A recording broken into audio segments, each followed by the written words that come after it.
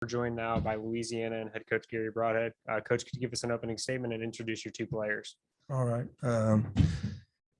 Tough game, what can you say? We used to making stops, and it just seems like that fourth quarter, we just could not stop UTA. They went on a run and didn't have an answer for it. I thought they hit some big shots along the way, and we're still recovering on the offensive side. Our turnovers, it's our first game in 14 games that we lose with less turnovers. Usually that's usually a win, but I thought they shot it really well and moved the ball, made it tough on our defense. But their transition points and their paint points were tough. So give them credit. I thought that's what you're supposed to do when you come to tournament play like that. But great season for us, and we'll continue to work hard. I think this is 7 out of 8. Seven semifinal games out of 8 years for us. So hopefully we'll be back. To my right is Destiny Rice, best point guard in the conference. And to my left is one of my cousins, Ty Doucette, recruited her in the 8th grade, and just really excited that she finished off her career, her 5th year. And the best thing about her, she is in our nursing program, which is top 5 in the country, and she'll be a nurse one day. So those are the big things that come out of our program. We'll open up now for questions. First one here from DeMarcus Fitzpatrick on Zoom. Coach, can you talk about how bright the future is for this team?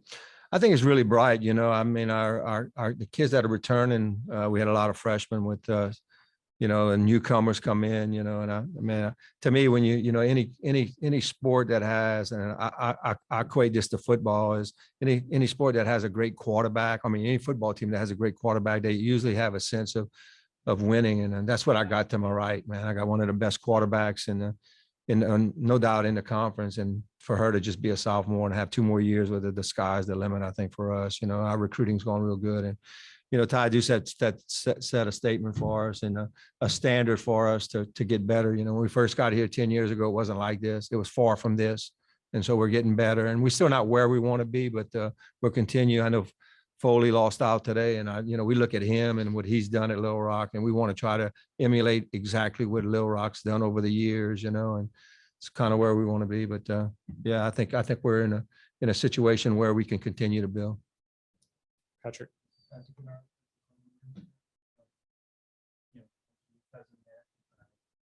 What's your thoughts on what you brought to the program? The biggest thing for me is, just she brings that scoring around the goal. When in the 8th grade, when we saw her, our programs at mid-majors, is difficult to find a hybrid or a post player that can score around the goal. And that was, man, in 8th grade when I saw her, man, it was no doubt that she was going to be something special. And she did for 5 years. She led us in scoring a lot of years and just rebounding and block shots. And I apologize to her for the first 2 years. I would not allow her to block shots because we're believers in taking charges and all that.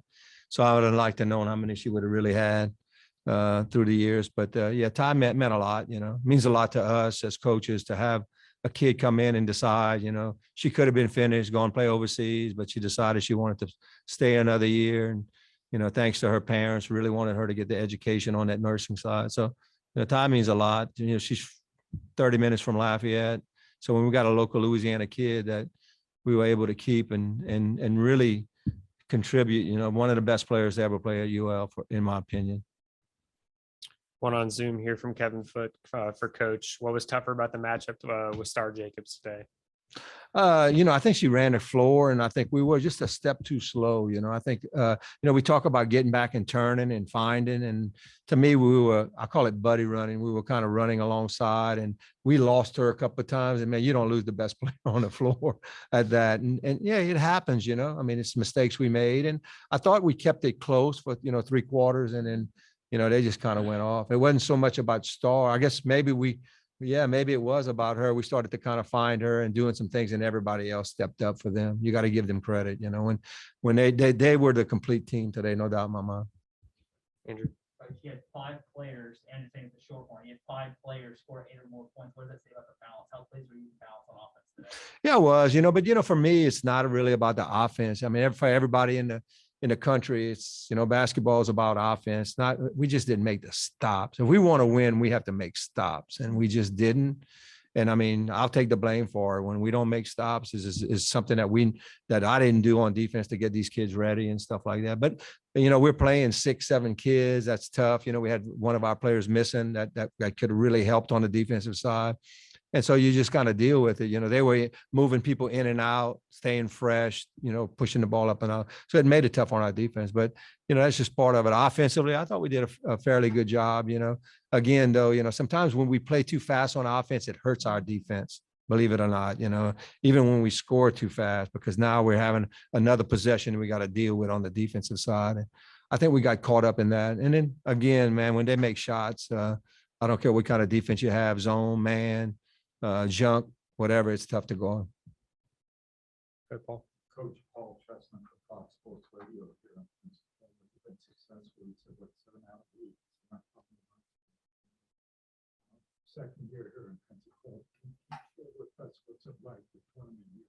Seems like no matter where you're seated, I mean, you're in the battle from everybody. You got night in and night out. Not only women's play, but men's play too. Seems like. Yeah, it's great. I honestly, when we first came here last year, I really liked it. I liked the venue. We were blessed last year. We had a #1 seed, so we stayed here.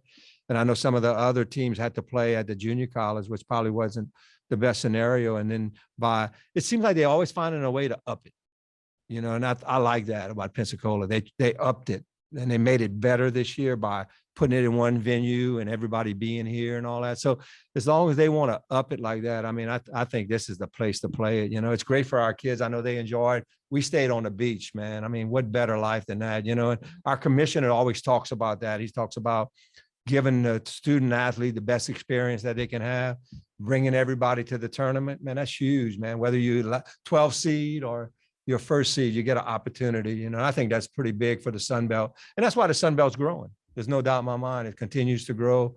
Our women's basketball, we got to continue to grow it. I'm hoping Coach Foley stays around longer. Well, he's not even going to, I guess that's the bad thing. He's going to the OVC. So, them and UTA, and we wish them the best. But, our conference is growing, whether it's football, basketball, baseball, softball, it's growing. And we love having a tournament here. I tell you, people at Pensacola are really open armed. They remind me of Cajun people. For either one of the players, kind of tell me about your experience at Louisiana. What was kind of neat for you all? I'm gonna go.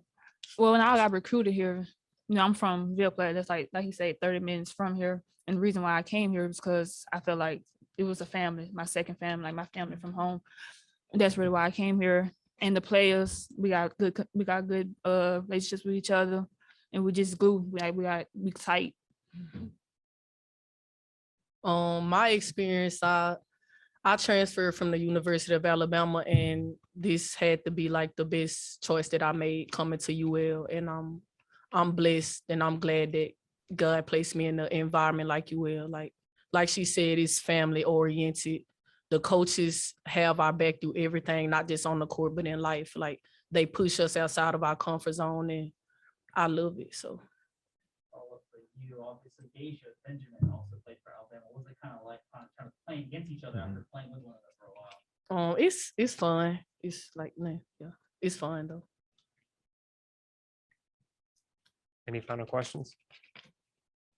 Thank you, guys. Thank you, bud. Appreciate it. Oh, yeah. Let me thank my SID, Josh. He didn't hear me.